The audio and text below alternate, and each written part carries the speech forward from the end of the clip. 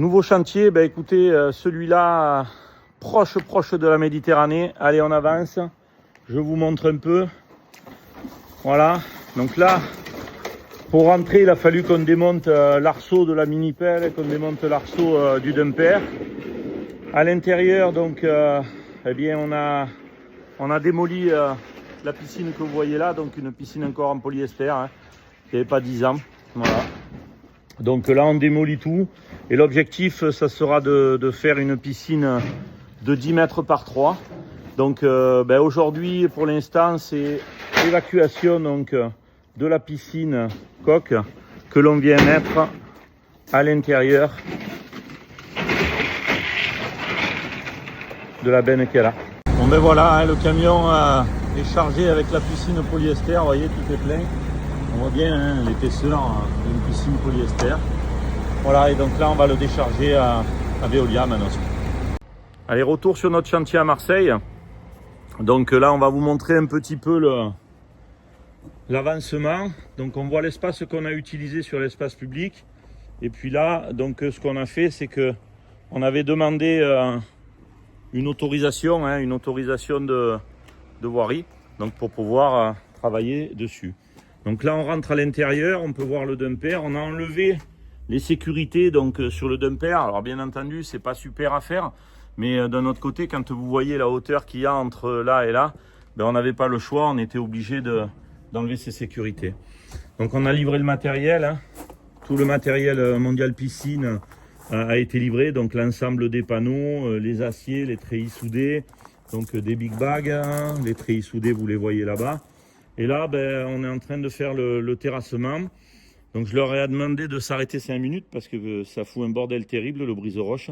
Et donc ben, ça fait quand même 5 jours qu'on tape hein, pour arriver à avancer et puis pouvoir remplacer cette ancienne piscine coque, puisqu'elle a été déplacée légèrement vers le fond. Donc voilà, vous voyez bien un peu l'ensemble. On a stocké ici des matériaux, donc des matériaux graveleux sur place, ceux qu'on a récupérés qui avaient en périphérie de la piscine. Donc on les a stockés de manière à pouvoir les réutiliser à bon escient. Bientôt le montage et ensuite le coulage. Bon et bien retour sur notre chantier de piscine 10 par 3. Donc petit rappel, on avait trouvé sur site là une piscine coque polyester qui avait 6 ans. Franchement en très mauvais état, etc.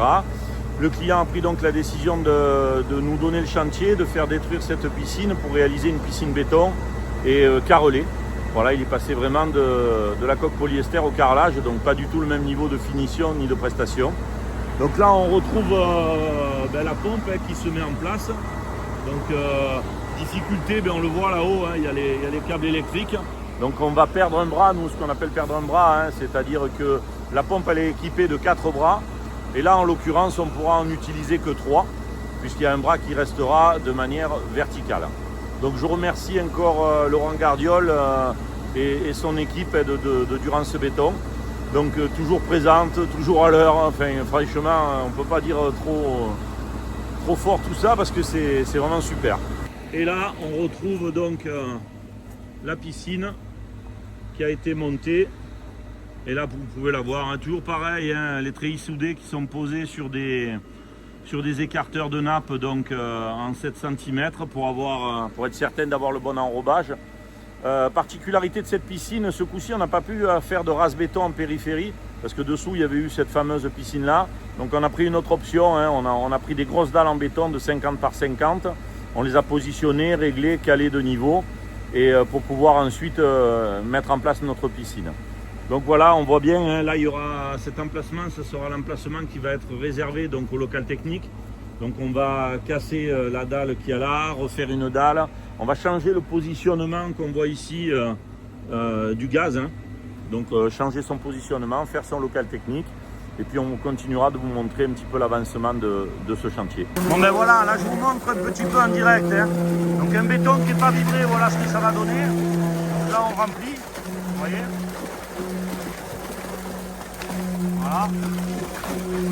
Et là voilà un béton vibré.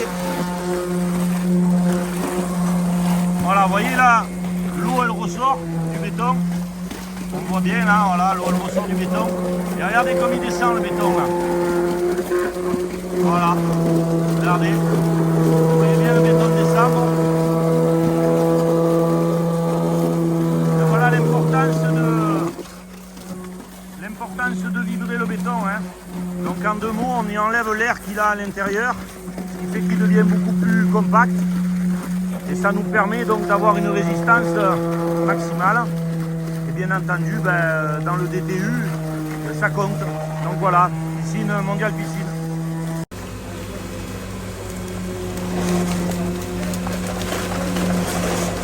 Là on est sur la partie la plus délicate. La partie la plus délicate, c'est au niveau des skimmers. Là il faut vraiment que le béton soit bien rentré et enrobe le skimmer. Donc c'est pour ça que vous voyez, regardez la vibration qui se fait là-bas.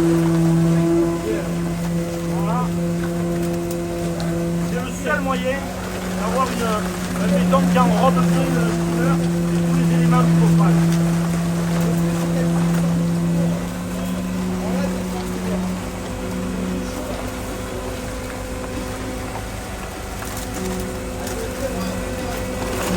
Vous voyez là, c'est une traversée de paroi.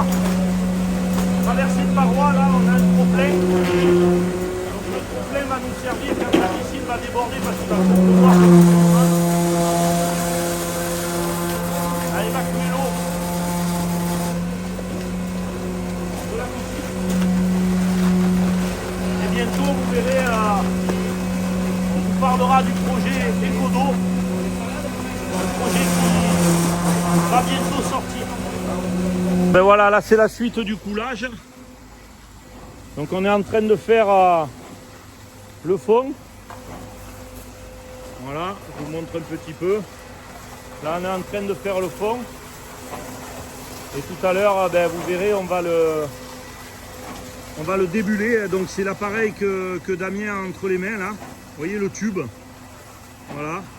On va le débuler, donc en 2 mots, pareil, on va lui enlever l'air et ça va nous permettre, on a fait mettre un fluidifiant dedans, ça va nous permettre de régler notre béton parfaitement de niveau. Donc là, je voudrais faire un petit clin d'œil en fait à l'arbre qu'on voit là, hein. Donc c'est un lilas que le client a voulu garder vraiment à cet endroit précis. Donc vous pouvez voir qu'avec le terrassement, on a fait un décroché et on l'a sauvé en fait. Et bientôt il va fleurir. Donc celui-là, je pense qu'il doit son salut à la bonne mère, hein, ici à Marseille. Voilà, parce que franchement, on a voulu le sauver, on l'a pas abîmé, c'est super top. Voilà, donc là on voit Damien qui est en train de débuler. Et vous voyez, côté gauche, on voit que le béton n'a pas été débulé, donc il a sa forme brute. Et côté droite, on voit qu'il le débule. Alors ça paraît comme ça facile, mais en fait il faut respecter les alignements bas des panneaux, donc ça ne l'est pas et il faut un petit peu de technique pour y arriver à le régler bien correctement.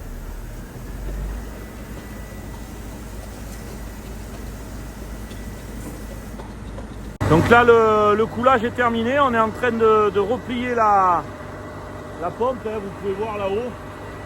Donc il replie la pompe, voilà, on peut voir un petit peu la pompe qui est en train d'être repliée, voilà.